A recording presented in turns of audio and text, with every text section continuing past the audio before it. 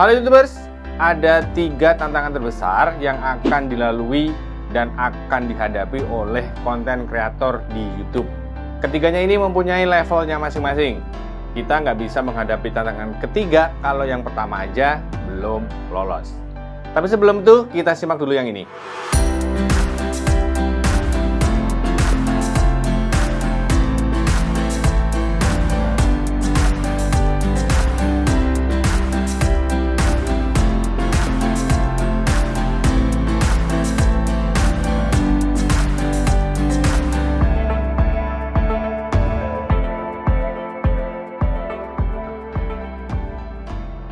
Oke, jadi tiap hari itu saya melihat dengan kepala mata sendiri ya. Banyak banget teman-teman yang punya masalah dan tantangan di channelnya. Masalah-masalah ini akan dihadapi oleh setiap konten kreator di YouTube. Jadi teman-teman sebenarnya nggak usah terlalu khawatir ya, karena semua orang akan menghadapi hal yang sama. Namun demikian, sebenarnya kalau saya simpulkan itu ada beberapa level yang biasanya secara otomatis gitu akan mereka hadapi. Level tantangannya itu saya bagi menjadi 3. Yang pertama untuk yang baru membuat channel, ya pemula gitu ya. Yang kedua udah kelas-kelas menengah gitu ya. Intermediate itu hadapannya atau tantangannya apa aja. Yang 3 itu kalau teman-teman sudah smooth channelnya, sudah mulai banyak subscriber, banyak penonton, jangan salah, tantangannya justru lebih berat lagi. Untuk tantangan level pertama, itu yang paling sering saya lihat adalah saat teman-teman ingin menentukan channel YouTube. Ya kan, mau bahas apa, topiknya apa gitu, udah bingung sendiri. Gua mau bahas apa gitu ya. Mau gaming, mau apa gitu. Apalagi kalau ngelihat channel itu rame, ikut ke sana. Channel itu rame, bikin itu juga. Padahal, membuat channel itu tidak sebatas hanya memilih jenisnya aja. Tapi harusnya diikuti juga dengan misalnya targetnya siapa yang mau nonton. Kemudian nilai yang akan kita kasih apa. Jadi itu tantangan pertama. Nah, untuk yang sudah bisa menentukan jenis channelnya, sudah mantep gitu ya, nggak galau lagi, itu artinya sudah selesai di tahap pertama. Biasanya akan menghadapi tantangan berikutnya nih. Ini masih di level pemula. Apa tantangan selanjutnya adalah pembuatan video. Syuting video tuh gimana, ngarahin kamera gimana, ngomong depan kamera gimana, ngurutinya gimana, nggak tahu ambyar. Ya selama belum bikin channel, belum nyoba, itu bayangannya oh tinggal syuting gitu kan. Tapi ternyata waktu menghadapi kamera, barulah muncul tantangannya. Ternyata susah juga ya, saya ngomong mau syuting apaan ini? Mau nyuting itu bener nggak ya? Syuting, nggak taunya pas ditonton, ini apaan kok nggak nyaman banget ditonton. Belum lagi masalah editing ya. Jadi teman-teman yang mungkin belum terbiasa dengan pembuatan video, editing bisa menjadi masalah yang besar gitu ya. Ngedit itu mesti gimana sih? Trim itu apa? Transisi itu apa? Apa mesti kayak orang-orang gitu bikinnya? Ada meme, ada efek, sound effect, ada gambar-gambar yang akhirnya ngikut dan jadinya videonya nggak nyambung. Setelah itu ada lagi tantangan mengenai aturan YouTube. Jadi saya sering temui teman-teman tuh kayak paranoid gitu ya. Belum sudah takut mau upload begini, takut salah, takut nggak aman gitu. Tanya-tanya kan gitu kan. Kalau begini aman nggak? Kalau begitu aman nggak gitu.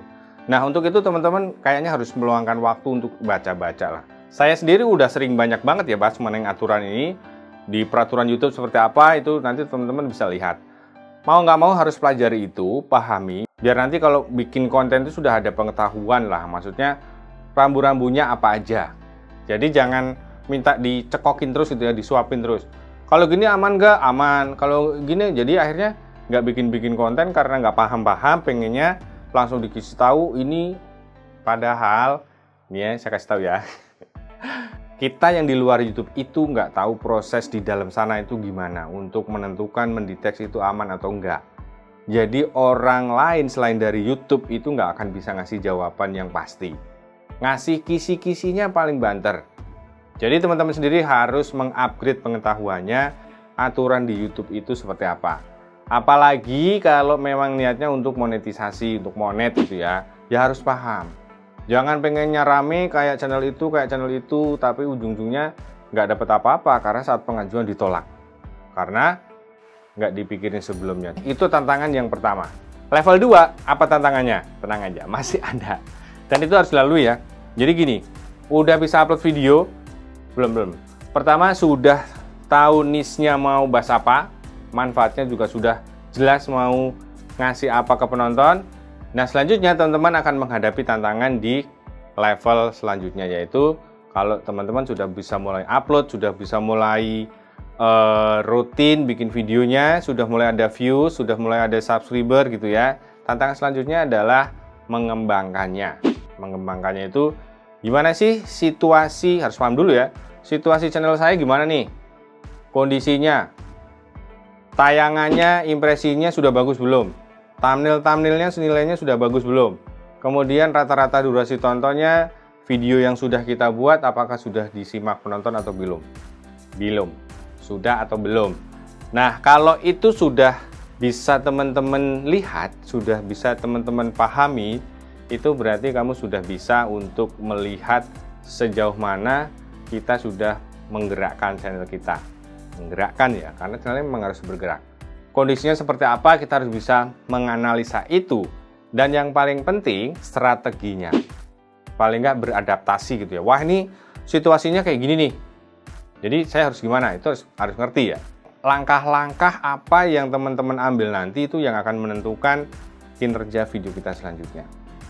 Sudah seneng nih, ada satu video yang meledak, puas, udah, jangan begitu. Jadi yang sudah rame ya biarin aja, itu video sudah hidup. Kita fokus ke video selanjutnya, ulangi dari awal prosesnya. Kalau sudah temui polanya ya, udah berhasil, udah tahu, udah gitu terus. Jadi di level ini teman-teman sudah mulai boleh untuk memikirkan, misalnya viewsnya kok sepi, subscribernya kok nggak nambah, gimana kondisinya yang sebenarnya, asal traffic dapat dari mana aja, apakah sudah dapat dari yang 3 utama itu ya.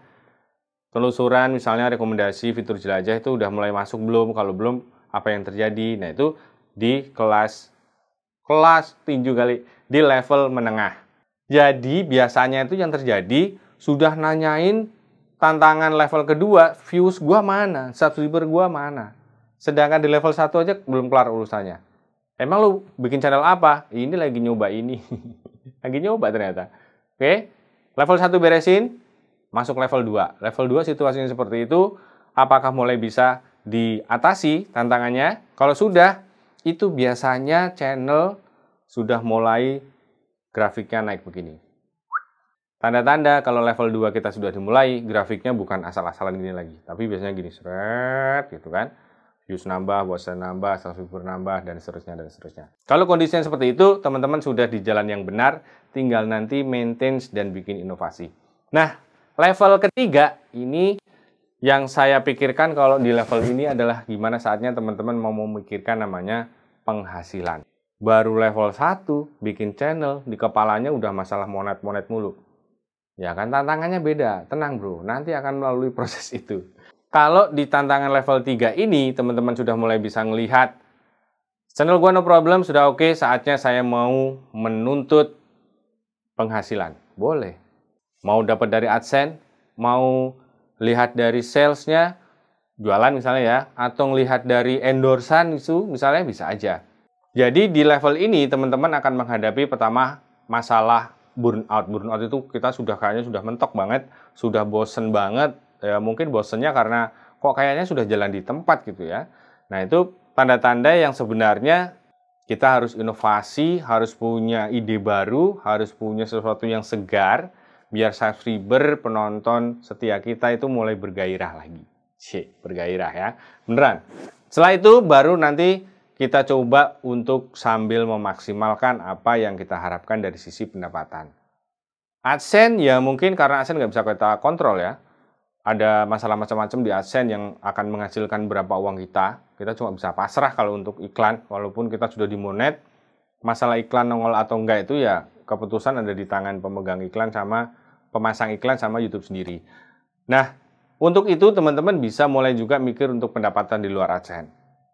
Saya mau bikin media kit untuk pasang endorse. Nih nama saya channelnya gini dengan rate sekian misalnya. Kemudian apalagi bikin list building misalnya.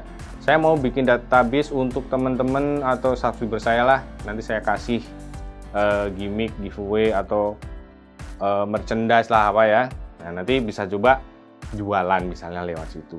Pada akhirnya nanti channel YouTube itu yang akan memberikan kita hasil yang luar biasa itu sebenarnya dari luar AdSense. 3 tantangan tadi harus dilalui tahap per tahap. Kalau teman-teman belum bisa bikin video, boro-boro bikin video, nentuin channel belum siap, belum ketemu, bikin video juga belum, masih belajar tapi sudah nuntut monet, sudah pengen penghasilan gede, itu nanti nggak fokus.